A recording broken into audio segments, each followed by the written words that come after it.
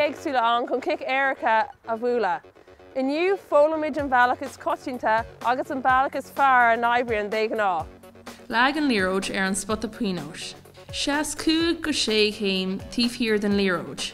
Rowní cúna sa cúil agus ná aithrí do hinsin. Búil an líróid go híseal agus go crua isteach sa cúna. Cuine ag cleachta é seo. Agus baid tú an cic má Pionós a thógáil.